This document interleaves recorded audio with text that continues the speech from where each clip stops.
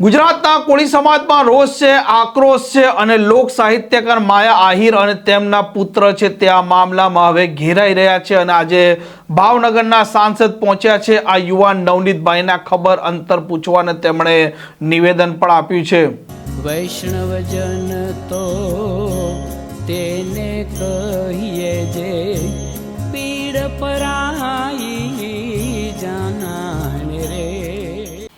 નમસ્કાર, આપ જોઈ રહ્યા છો નવજીવન ન્યૂઝ અને હું છું આપણી સાથે તોફિક ગાંચી। બગદાણાના કોળી યુવાન છે તેમના પર જે પ્રકારનો હિચકારો હુમલો થયો તેનો વિડીયો બને છે, વાયરલ થાય છે અને સમગ્ર ગુજરાતનો કોળી સમાજ આક્રોશિત થાય છે, કેમ કે જે પ્રકારે નવનીતભાઈને મારવામાં આવ્યો હતો અને ત્યાર પછી નામ ઉછળે છે લોક સાહિત્યકાર માયા આહિર અને તેમના જે પુત્ર છે જયરાજ આહિરનું અને સૌ કોઈ લોકો પોલીસની કાર્યવાહી છે તેના તરફ પણ આંગળી ચીંધી રહ્યા હતા, કેમ કે આ નવનીતભાઈના જ આરોપ હતા કે તેમણે જ્યારે આ બગદાણાના પોલીસ અધિકારીને વિગતો આપી તે વિગતો યોગ્ય રીતે લખવામાં નથી આવી અને એન્ટ્રી થાય છે ભારતીય જનતા પાર્ટીના ધારાસભ્ય હીરા સોલંકી, કોંગ્રેસના ધારાસભ્ય વિમલ ચુડાસમા સહિત અનેક કોળી આગેવાનો અને એક જ માંગ કરે છે કે આરોપીઓના વિરુદ્ધમાં કડકમાં કડક કાર્યવાહી થાય અને સૌ કોઈ લોકો આ માયા આહિર અને તેમના પુત્ર જયરાજ આહિર પર રોષ ઠાલવી રહ્યા છે। હવે આ જ મામલે ભાવનગરના સાંસદ આ કોળી યુવાન છે તેમના ખબર અંતર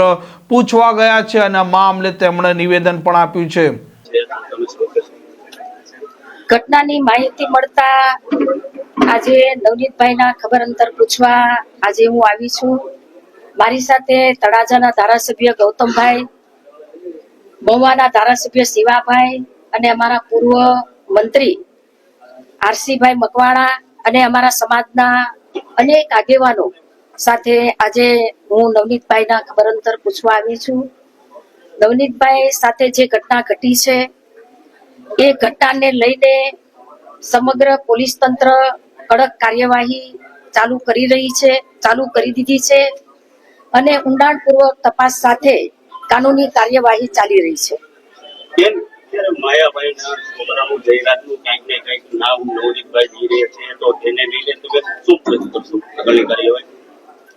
આ ઘટનાની માહિતી મળતા હીરાભાઈ સોલંકી, અમારા સમાજના ધારાસભ્યો, અમારા સમાજના સાંસદ અને અમારા સમાજના આગેવાનો અનેક લોકો આ ઘટનાની જાણ થતા એમના ખબર અંતર પૂછ્યા છે, એમની સાથે છે સમગ્ર સમાજ એમની સાથે છે અને જે પણ આરોપીઓ હશે એ આરોપી પોલીસ તંત્ર કડકમાં કડક કાર્યવાહી કાનૂનથી કાર્યવાહી કરી રહી છે। સોમવારે તમે ગાંધીનગર જઈને બધા તમામ ધારાસભ્યોને સાથે રાખીને જે રજૂઆત કરવા જઈ રહ્યા છો તો શું રજૂઆત કરશો?